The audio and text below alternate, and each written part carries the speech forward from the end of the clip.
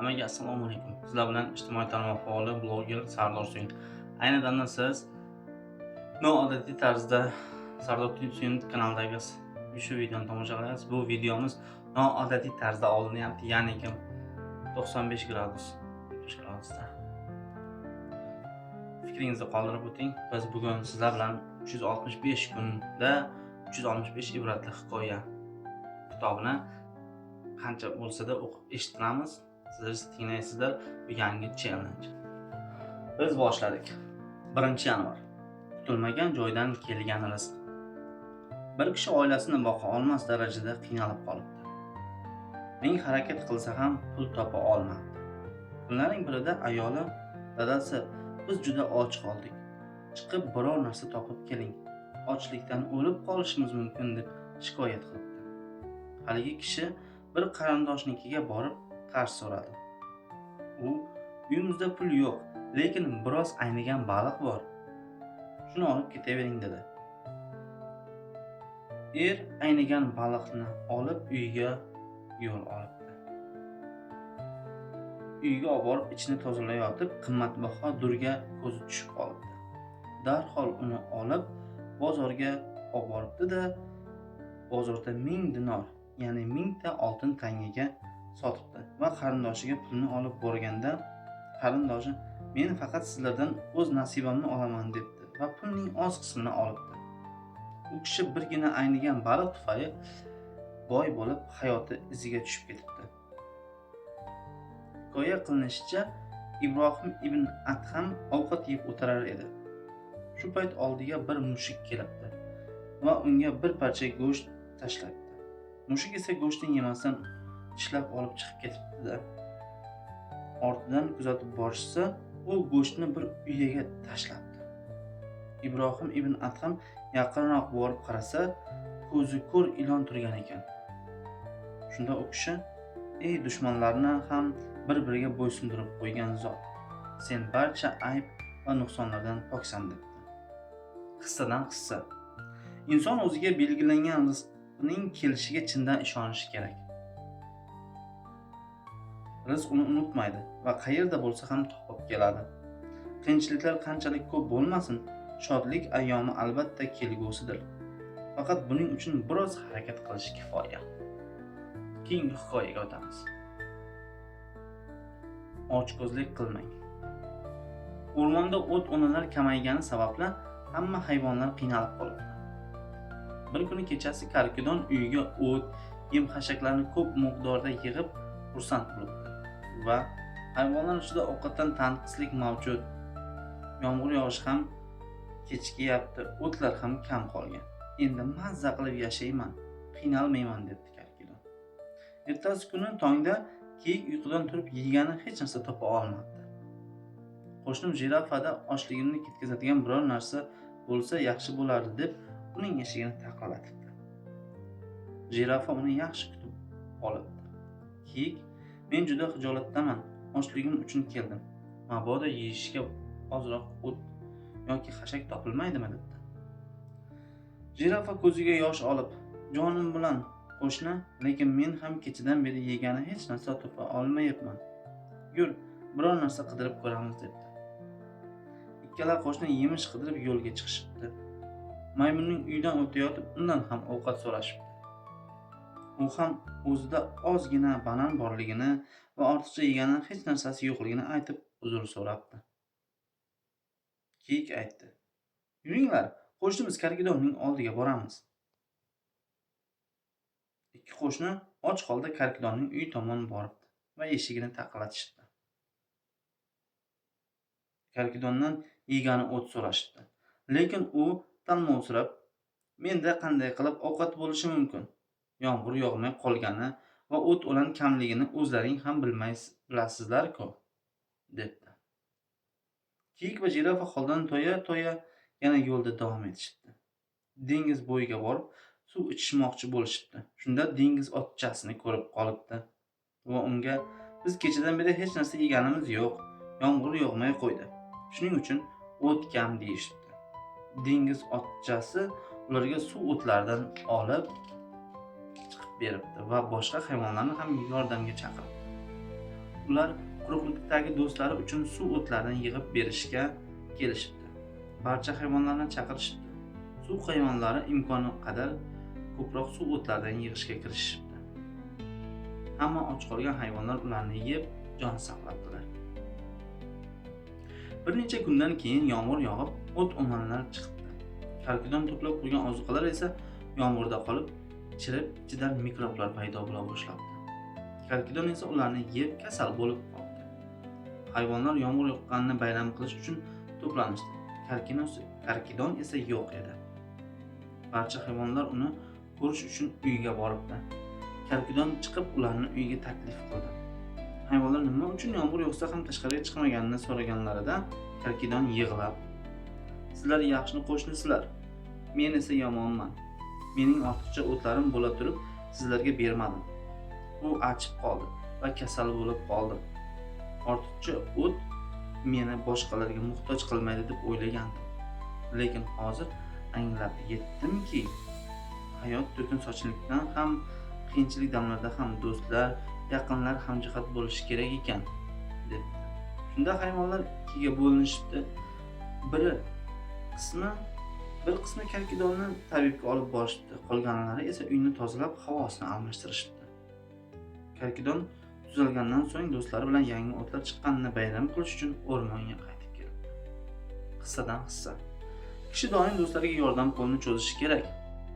O'zi uchun yashaydiganlar, ya'ni birovlarga qo'shilmaydiganlar dam olib oromda yashashlari mumkin, lekin hayoti qiziq bo'lmaydi.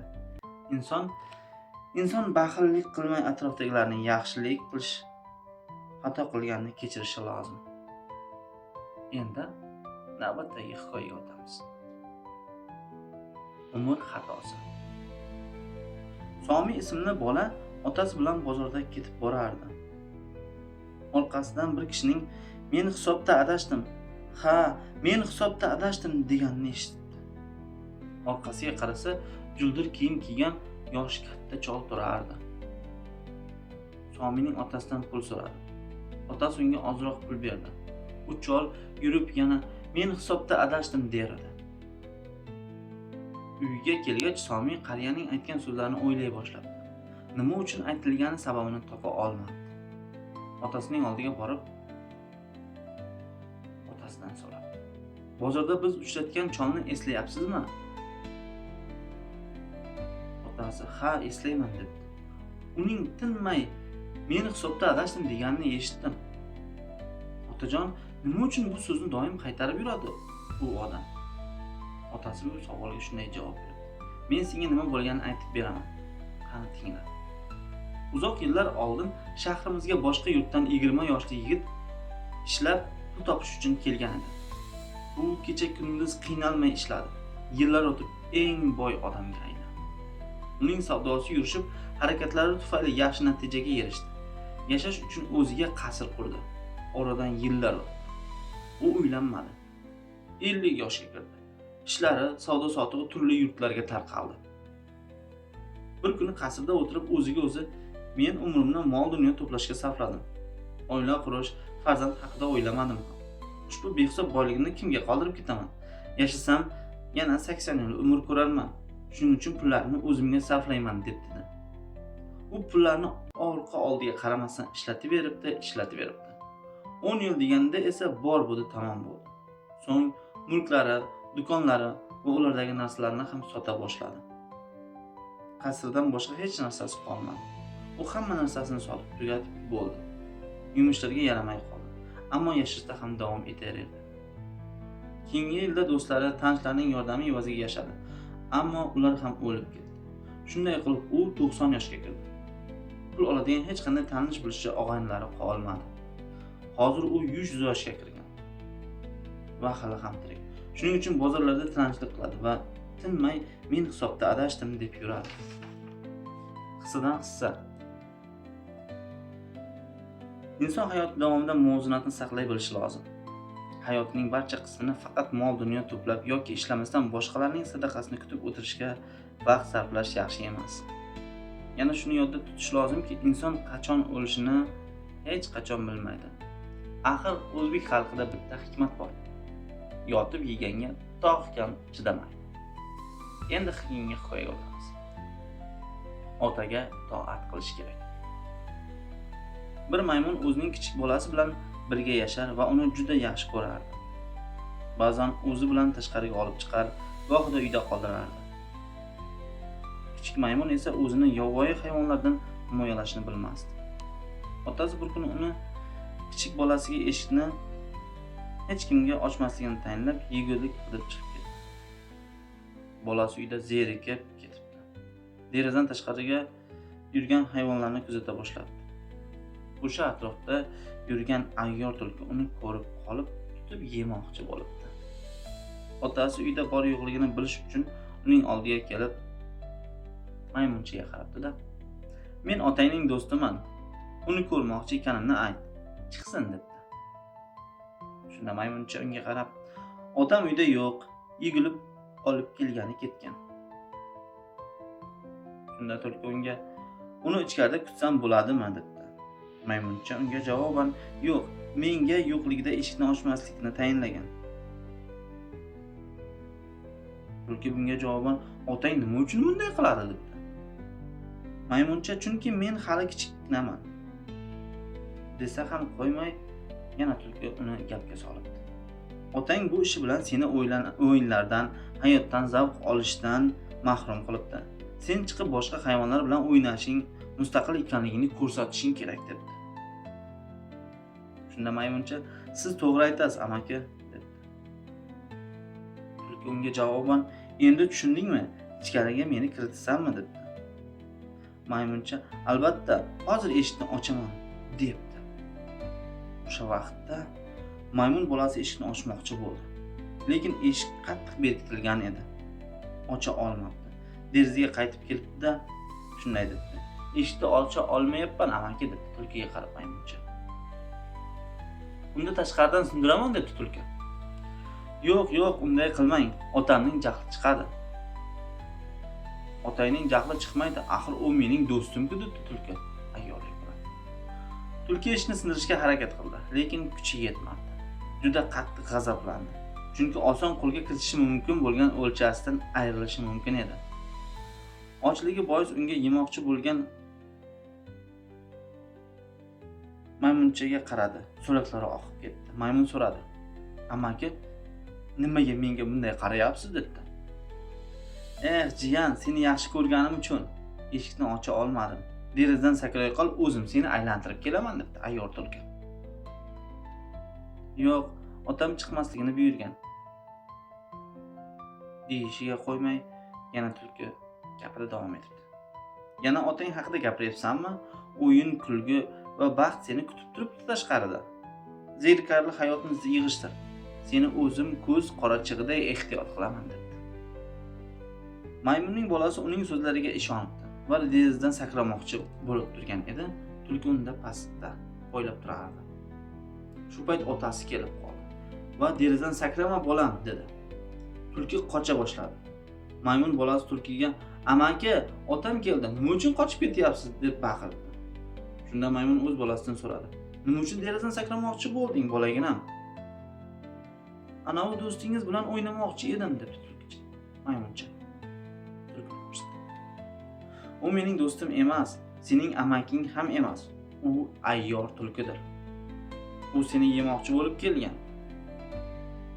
"Meni yemoqchi bo'lib kelgan?" hayratlanibdi maymuncha. "Ha, shunday. Men senga tashqariga chiqmaslikni tayinlamaganmidim? Sal bo'lmasa sendan ayrilib qolardim" dedi maymun bolachasiga qarab. Hissadan hissa, ota-ona farzandiga mehribon bo'lsa ham, ko'pincha ular buni bilishmaydi. Bola otasiga itoat qilishi lozim. Aziz bolajonlar, hurmatli kuzatuvchilar, ota yoki onangiz uyni sizga qoldirib chiqib ketgan bo'lsa, begonalar uchun eshikni hech ham ochmang. Ota-onaga itoat qilish hamisha yaxshilik olib keladi. Shuni hech qachon unutmang. Keyingi hikoya.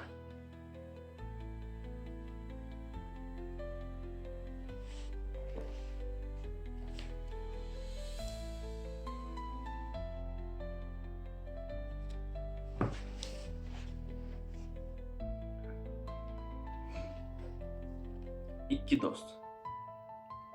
Saloh bilan Ali maktabga birga borar, uy vazifalarini ham birga bajarib, bo'sh vaqtlarida birga o'ynar edilar. Ikkalasi qo'shni bo'lgani uchun faqat uxlaganda birga emasdilar xolos.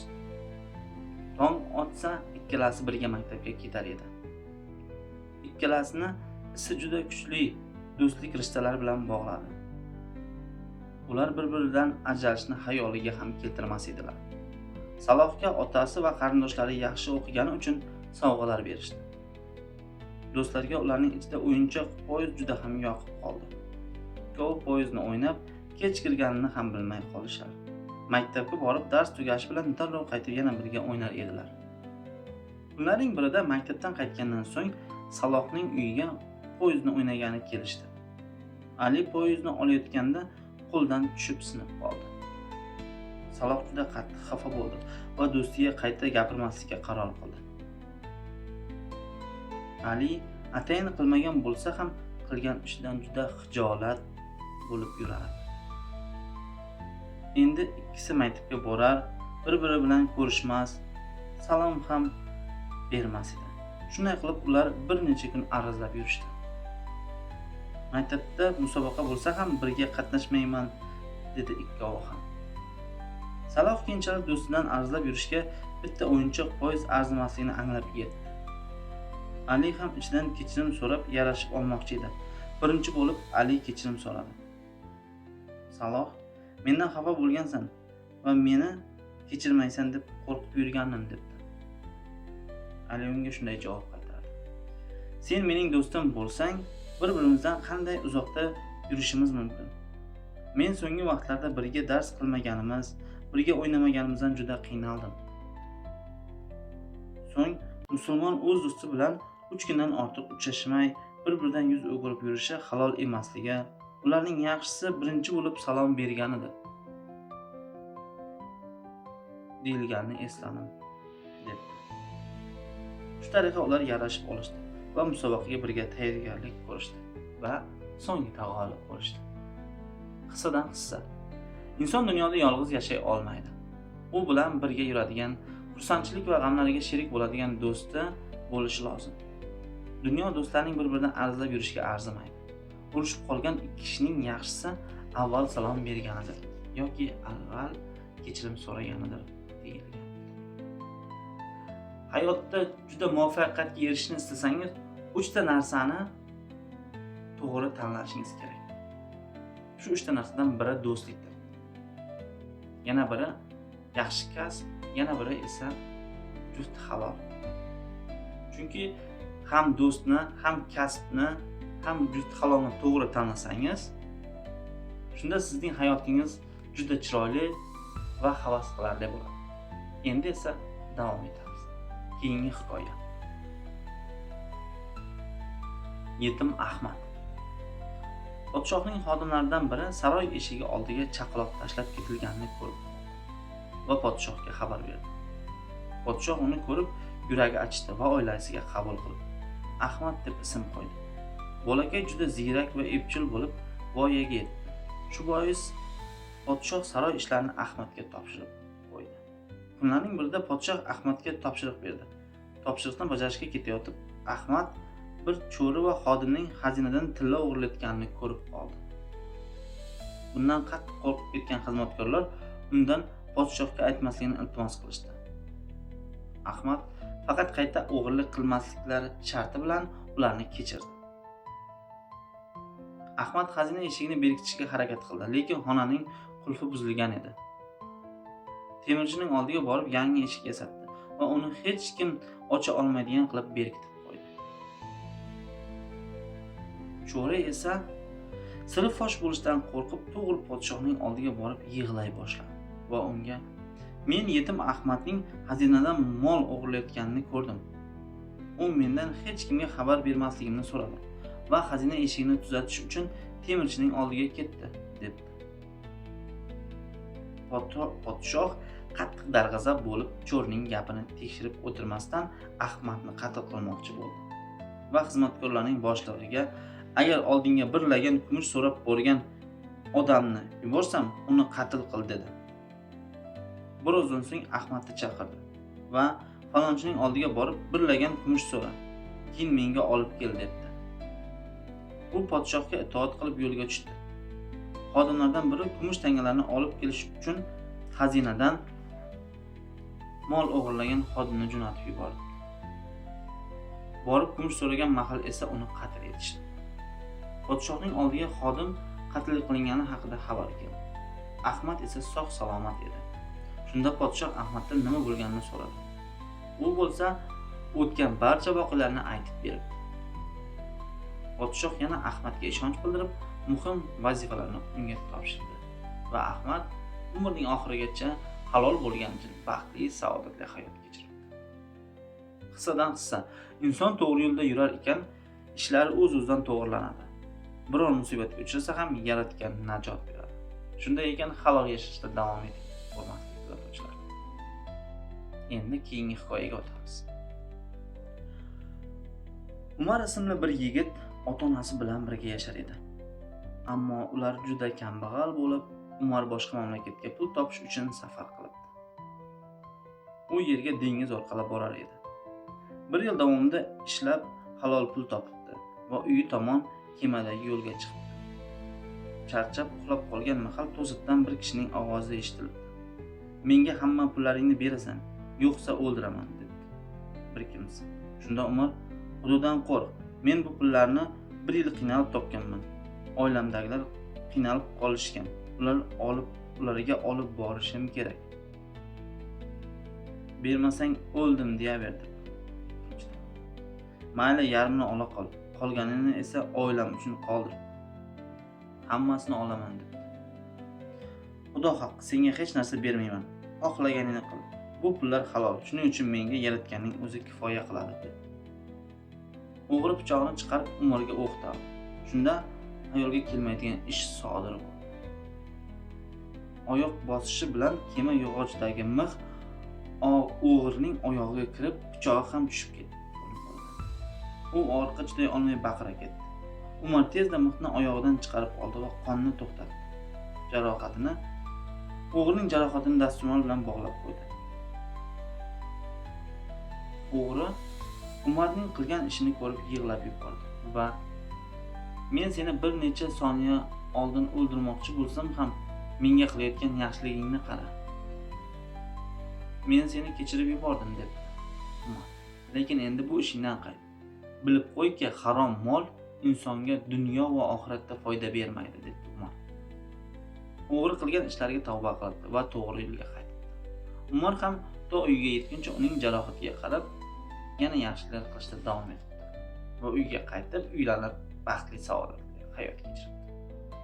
Qissadan hissa: inson ota-onasiga yaxshilik qilishi, ularga qayerdan bo'lsa ham halol pul olib kelishi lozim. Yaxshi inson o'zgalarni xursand qiladi, yomonlikka ham yaxshilik bilan javob qaytaradi. Yaxshi fazilatlari tufayli boshqalarning to'g'ri yo'lga qaytishiga ham sababchi bo'ladi. Endi keyingi hikoyaga o'tamiz. Yomonlik bo'lib ko'ringan narsa yaxshilik bo'lishi mumkin. Bir dengizning qirg'og'ida 3 ta akokaning kichik kemasi bor edi. Ular yo'lovchilarni tashib tirikchilik qilishardi. Kunlarning birida yo'lovchilarni kemaga chaqirib endi ketmoqchi bo'lishganida bir chol qirg'oqqa kelib o'tirdi. Uning qo'lida jamadoni bo'lsa ham kemaga chiqmas edi. Aka-ukalarning biri cholga yaqin borib unga: "Nima uchun biz bilan birga kemaga chiqmayapsiz, otaxon? Biz hozir jo'nab ketamiz" dedi. Chol javob berdi: "Hozir pulim yo'q, bolam. Men doim otangiz bilan shu yerdan borardim va yo'lklar haqqini qaytganimdan keyin berardim" dedi. Og'aynilar bunga rozi bo'lishibdi va otaxonni kemaga chiqarishibdi. U rosa xursand bo'lib kemaga joylashdi. Kema dengizda harakat qila boshladi. Chol burchakka o'tirib chamadonidan yog'och bo'laklarini olib quti yasadi. To'satdan bolg'asi qo'ldan tushib ketib, kemani teshib qo'yibdi. Teshdan kemaga suv siza kira boshladi. Chol uni to'xtatishga harakat qildi, ammo eplay olmadi. Kemadagilar uni ko'rib, "Yordam beringlar" deb baqirishdi. Yo'lovchilar teshikni berkitishga urindi, lekin suv sizib kirishda to'xtamasdi. Yo'lovchilar cholga hammasiga siz sababchisiz. Endi barchamiz halok bo'lamiz deyishibdi. Shu vaqt yonlaridan bir kema o'tib qoldi va ulardan yordam so'rabdilar. U kema qaroqchilarning kemasi ekan. Kema teshilganini ko'rib yordam bermay qaytib ketishibdi. Kemadagilar o'g'ri va qaroqchilardan qutulganlari sabab kemaning teshilgani bejiz bo'lmaganini anglab ketishdi. Chol shunday debdi: biz tezda suvni kemadan chiqarib tashlashimiz kerak. Hamma suvni chiqara boshladi. Shu onda osmonda tumshug'ida katta matoni ko'tarib bir qush keldi. Uning atrofidagi qushlar unga hujum qilmoqchi edi. U og'zini ochgan edi, mato kemaga tushdi. Uni olib teshikka tiqishdi va cho'kishdan omon qolishdi. Chol endi omon qolganimiz uchun hamma ko'ngildan chiqarib pulini sadaqa uchun o'rtaga tashlasin dedi. Hamma 1 dirhamdan berdi va 10 dirham pul yig'ildi. Qirg'oqqa kelishganda chol bir ayolning yig'lab o'tirganini ko'rdi va undan so'radi: "Nima uchun ko'z yosh to'kyapsan?" Ayol shunday dedi: "Men to'qib o'tirgan bir bo'lak mato bor edi. Quduqdan suv ichaman deb borganimda uni bir qush olib ketib qochdi." Chol yana so'radi: "Uning bahosi qancha edi?" "1 dirham edi. Uni sotib o'zim va bolalarim bir hafta kun o'tkazar edik" dedi ayol. Chol kemaga qaytib boribdi-da bo'lgan ishni kemadagilarga xabar qildi. Ulardan biri: "U bizning cho'kmay qolishimizga sabab bo'lgan matodir" dedi. Yana biri aytdi: "U holda o'zimiz sadaqa uchun ajratgan pullarni u ayolga beramiz." Kemadagilar ayolga yig'ilgan 10 dirhamni berishdi. U ayol ham mato bejizga olib ketilmaganini, 1 dirham o'rniga 10 dirham bo'lib pul qaytganidan xursand bo'lib shukronalar aytdi. Hissadan hissa. Savob ishni har kim har kuni qilishi kerak. Birgalikda harakat qilish najotga sabab bo'ladi. Kemadagilar ham tortishib birga harakat qilmaganda halok bo'lishlari mumkin edi. Shuni doim yodda tutingki, siz uchun yomonlik bo'lib ko'ringan narsa asli yaxshilik bo'lishi mumkin. Xuddi hozirgi hikoyadagidek. Agar aka-ukalar bepulga bo'lsa-da mayli, keyin pulni berasiz deb cholni olishmaganda, chol kemaga chiqmagan bo'lardi va kema teshilmagan va kemani qaroqchilar bosib olgan bo'lardi. Agar ayol kemada borib tushgan matoni egasi bo'lgan ayol matoni o'g'irlatmaganda 1 dirhamni o'rniga 10 dirham olmagan bo'ladi. Endi keyingi hikoyaga o'tamiz. Otasining to'g'ri yo'lga qaytishiga sababchi bo'lgan bola. 9-hikoya. Juda axloqli bir bolaning otasi tinmay aroq ichar, uyda har kuni janjal bo'lardi. Onasi esa o'g'li ilm olib, yaxshi odam bo'lsin deb ustozlarnikiga yuborsa, u yerdan ham qaytarib olib kelardi. Bola nima qilishni bilmay hayron, lekin otasining ham ustozlar olimlarni yaxshi ko'rishni chin dildan istar edi. Bola bir kuni kechasi uyg'onib ketdi va otasini o'yladi. Va: "Ey Xudo, otamga insof ber. Ichmasin, uyda janjal qilmasin. O'zi ilm olmasa ham meni ustozlardan bebahra qilmasin" deb yig'lab duo qildi. Otasi buni eshitib turardi. Juda ta'sirlandi va o'g'lim meni o'ylab tursa-yu, men uning yo'lini qanday qilib to'saman? Uning aqli yetgan narsaga meniki yetmaydi deb va ho'ngrab yig'ladi. Shundan so'ng ishlikni tashlabdi. O'g'lini o'z darsiga olib boradigan va yaxshi yo'lga qaytadigan insonga aylandi. Hissidan hissa. Inson ustozlarini, yaxshi kishilarni e'zozlashi lozim. Ota farzandiga, oilasidagilarga ozor bermasligi, farzandlar esa otaning qiladigan ishlariga sabr qilishlari, uning yaxshi ishlariga bosh-qosh bo'lishlarini so'rashlari kerak. Yaxshi niyat bilan ishlar amalga oshadi. Farzand har doim ota-onasining haqqiga duo qilishi, ularning xizmatida bo'lishi darkordir. Endi keyingi hikoyaga o'tamiz. Ajoyib sandiq hikoyasi. Bag'dod shahridagi bir attorning oldiga kambag'al kishi keldi va ayoli uchun zarur narsalarni 10 dirhamga olib ketdi. Yo'lda qo'ldagi narsalar to'kilib tuproqqa aralashib ketdi. So'ng to'xtab yig'ladi. Men 3 yil oldin karvonda 4000 dinor pul, yana shu pulga teng duru javohirlar bor sandig'imni yo'qotganimda ham bunchalik achinmaganman. Xotinim farzand ko'rish arafasida. Hozirgi narsalar judayam zarur. Boshqa pulim yo'q, endi nima qilaman debdi. Shu onda kutilmagan ish sodir bo'ldi. Attor do'koni oldida bir kishi uning so'zlarini eshitib o'tirardi. Kambag'al kishini chaqirib, "Men sen bilan gaplashib olmoqchiman" dedi. Ular haligi kishining uyiga kirishdi. Bir oz oldin yig'lab aytgan sandiq haqida so'radi. Uning tuzilishi, rangi va ichidagi narsalarni aytib berib. U odam ichkaridan bir sandiq olib chiqdi va "Bu o'sha sandiqmi?" deb so'radi. "Ha, xuddi o'zi", deb javob berdi kambag'al odam. Unga sandiqni va ichidagi narsalarni topshirdi. Attordan olgan 10 dirhamining evaziga 3 yil oldin yo'qotgan juda katta boyligini qaytib keldi va yana boy odamga aylandi. Odamlar sandiqni qaytib bergan kishidan ajablanishdi va qanday qilib unga kelib qolganini so'rashdi. U o'zini qo'shinda askar bo'lib ishlaganini, 3 yil oldin bir kishi sandiq ko'tarib ketayotganini ko'rganini aytdi. Uning oldiga yaqinlashgach sandiqni tashlab qochdi. So'ng shunday dedi: "Men uning o'g'ri ekanini bildim. Bizni ko'rishi bilan sandiqni tashlab qochdi. Sandiqni olib egasini rosa qidirdim, ammo yetkaza olmadim. Hozir shunday fursat keldi. O'limdan oldin uni egasiga topshirishga muvaffaq bo'ldim. Chunki u omonat edi." Ajablanarlisi shundaki, u harbiy sandiqni egasiga berganidan 1 oy o'tib vafot etdi.